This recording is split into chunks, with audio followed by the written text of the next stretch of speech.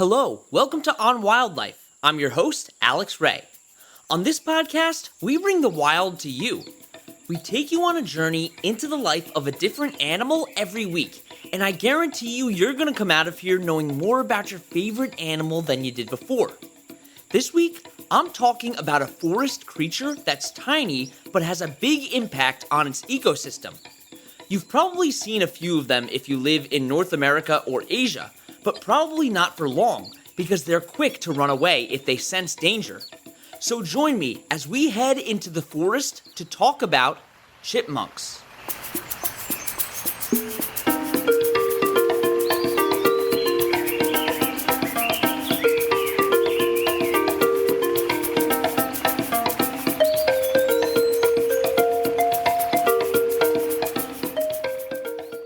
There are 25 total species of chipmunks, and all 25 species are located in North America with the exception of one, which lives in Asia, called the Siberian chipmunk. Even though they're limited to North America and Asia, their ranges in those areas are pretty large. They can live as far north as Canada and as far south as Mexico. Chipmunks can live in a variety of different habitats, depending on their species. Most species are either terrestrial, meaning that they spend their time on the ground, or arboreal, spending most of their time in trees. But some species are actually a hybrid of the two. Chipmunks belong to the family Sciuridae, which also holds some of their closest relatives, squirrels and woodchucks. They're basically pygmy squirrels and have adapted to gather resources from places where other animals can't. And they get their name from the chip-chip sound that they make, and we'll talk about some more of the sounds that they make later on in the episode. These are pretty small animals, as they only weigh 1 to 5 ounces. Females are typically larger than the males, but it also depends on their species. In areas that are more inhospitable, the size difference between males and females is more noticeable, but in less extreme environments, the difference is less defined. The largest and most commonly known species is the eastern chipmunk.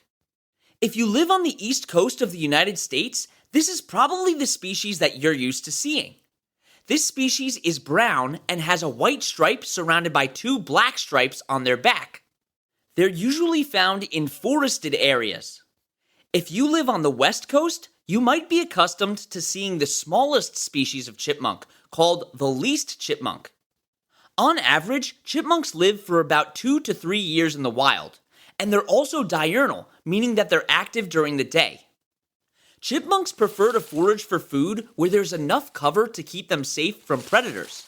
These little guys have a lot of dangerous predators to worry about, like snakes, hawks, weasels, and owls.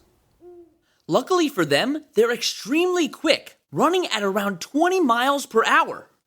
And while you might think of chipmunks as only eating nuts, they're actually omnivores, meaning that they eat both plants and animals. They're predators to insects, but they also eat their fair share of berries, seeds, nuts, and fruits. Chipmunks have also been known to eat fungus and carrion, which is an animal that's already died. Some species will even steal eggs from birds' nests for a tasty snack. But what happens when a chipmunk finds a bunch of food that they're not ready to eat yet? Well, they have an interesting adaptation for this. They're able to store food in specialized cheek pouches and carry the food back to their nests. The pouches can expand to 3 times the size of their head. Before they stuff food in the pouch, they make sure to bite off any sharp edges that could give them a cut. And they can fit at least 75 sunflower seeds in their cheek pouch at one time. And they're able to store around 8 pounds of food in their nests in preparation for winter. You'll hear more about their nests and how they interact with other individuals right after the break.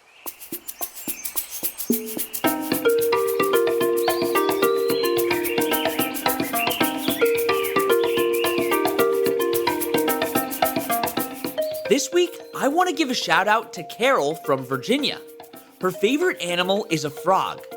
Did you know that frogs' pelvises can slide along their vertebrae, which helps them jump further? If you want me to give you a shout out, send an email to onwildlife.podcast@gmail.com telling me your name, where you're from, and your favorite animal.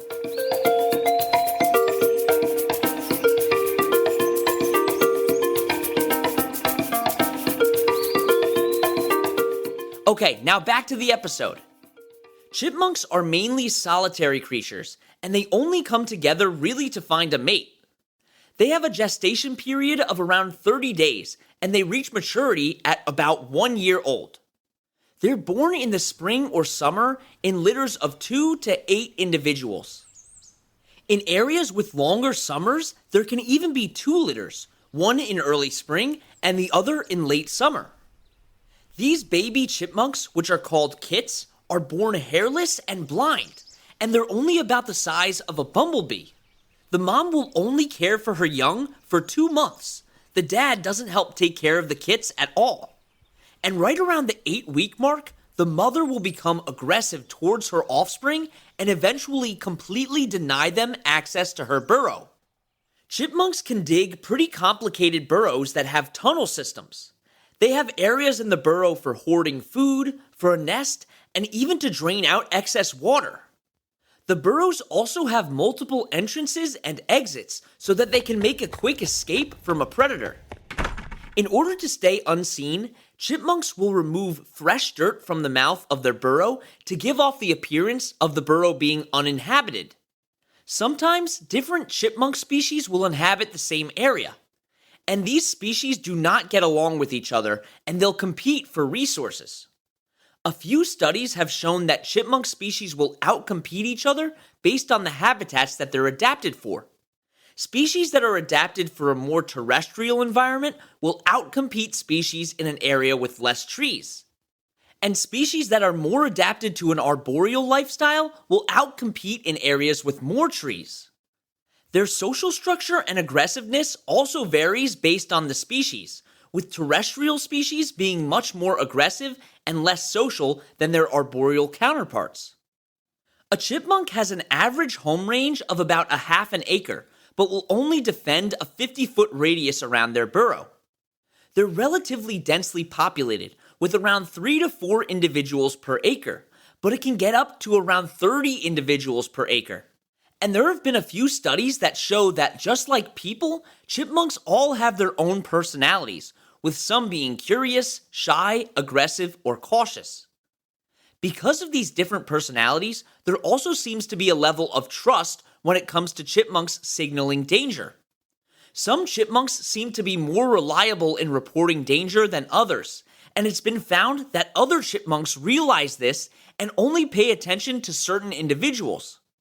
Distinguishing between trustworthy individuals and non-trustworthy individuals is really important because a false signal can lead them to spend a lot of unnecessary energy.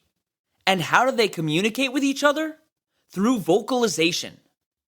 The chipmunk's main vocalization is the chipping sound, but they do have a variety of different noises that they can make. Different sounds have different meanings. Trills are typically used when evading predators. Chucks are for when an individual detects an aerial predator, and chips are given when an individual detects a terrestrial predator. Studies show that they're more sensitive to chucks than chips, possibly because aerial predators pose a slightly larger threat and they're not as easy to spot. So needless to say, sound plays a huge role in their lives. Their hearing is much better than their vision. When a chipmunk detects a predator, in addition to the noises it makes, it will also assume an alert position, which is a motionless stance. This could be helpful because their brown fur helps them blend in with their forest habitat. Sometimes they can listen to other species' calls for information as well. They've been observed using the mobbing calls of a titmouse, which is a type of bird, in order to figure out if they should be ready to run. Mobbing is when birds swarm a potential predator, such as an owl or a hawk. Interestingly, in the same study, it was shown that when audio of hawk calls was played, their behavior was unchanged. This is a case of prey responding more acutely to an indirect source of information than a direct source. Chipmunks also demonstrate very different behaviors if they live in an urban environment as compared to a natural environment. Urban chipmunks are found to be less stressed, less mobile, and an overall better body condition than their natural found counterparts. This could be linked to the absence of predators and easy access to food that comes with being in an urban environment. This is one instance where an animal actually thrives rather than declines because of human activity, but they're in the minority. Chipmunks have also been observed to acclimate to traffic patterns extremely quickly, and they'll even move away and towards the road depending on if a car is coming or not, something that a lot of animals haven't mastered yet. They can also live in areas where winters can be harsh, and if this happens, they'll go through a process similar to hibernation. Most animals store fat by eating a lot of food, but chipmunks will gradually eat a store of nuts that they've collected in the fall throughout the winter. They do go into a sleep-like state called torpor, which is more like an intermittent hibernation, but they'll emerge on unusually warm or sunny days in the winter too. In this state, their heart rate and body temperature will decrease by about 75%. This torpor state is risky for the chipmunks because predators can enter the burrow and attack them without even waking them up, but it's also crucial to surviving the cold weather.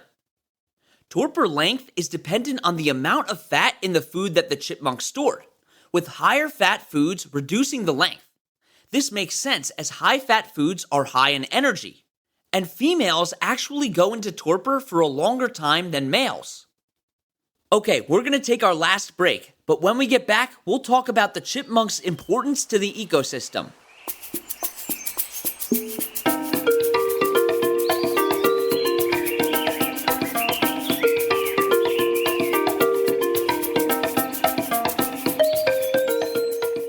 Time for today's trivia question. What does it mean if an animal is crepuscular?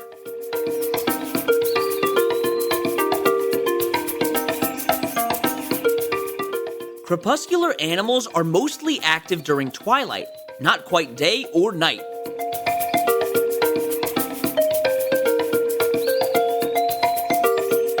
Okay, we're back. Chipmunks are important to ecosystems for a variety of reasons, from being a food source to spreading seeds throughout the forest. They're an important source of food for all kinds of animals, like hawks, snakes, foxes, and owls, just to name a few. And all of these animals play an important role in the environment as well, so their survival is key. They also spread the spores of fungus and seeds from plants. The seeds and spores are excreted through the chipmunk's waste, or it can get caught in their fur. Sometimes a chipmunk will hide seeds and nuts that they'll forget about, which basically means that they're planting seeds in the ground. Chipmunks are also great for the soil. When they dig their burrows, they're actually aerating the soil, which makes the soil healthier for plants to grow in. As I just talked about, humans and chipmunks can coexist pretty well, except for when it comes to gardens and bird feeders. Gardeners and bird watchers often dislike chipmunks because they can be extremely disruptive to their gardens. They like to eat the flowers, berries, and fruit on plants that people commonly have in their garden. And the types of seeds that are normally found in bird feeders are very attractive to chipmunks, and they often pick the feeders clean. This also puts them in close proximity with birds and their nests, and as I said earlier, they'll go after bird eggs. Chipmunks are not only capable of causing damage to gardens, but they can also create significant structural damage to homes. Their burrowing habits can lead them under porches and sometimes even under the foundations of houses. Many people will get frustrated and resort to using lethal methods to get rid of chipmunks, but there are alternatives that are safe for the environment. You can grow plants that chipmunks hate, like daffodils and grape hyacinth. You can also create your own chipmunk repellent by mixing together garlic cloves, chili peppers, water, and vegetable oil and putting them on your plants. What you don't want to do is catch and relocate them. If they're too far away from their burrows, they can starve.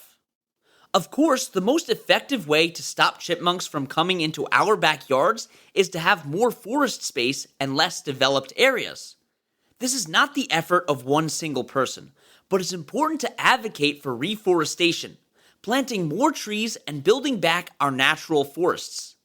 Luckily, chipmunks aren't endangered, so the organizations I'd like you to take a look at this week work to protect forests in places where chipmunks live. You should check out the National Forest Foundation, Plant with a Purpose, and Trees for the Future. Thank you so much for coming on this adventure with me as we explored the world of chipmunks. You can find the sources that we use for this podcast and links to organizations that we reference at onwildlife.org. You can also email us with any questions at onwildlife.podcast@gmail.com. And you can follow us on Instagram at on_wildlife or on TikTok at onwildlife. And don't forget to tune in next Wednesday for another awesome episode. And that's On Wildlife.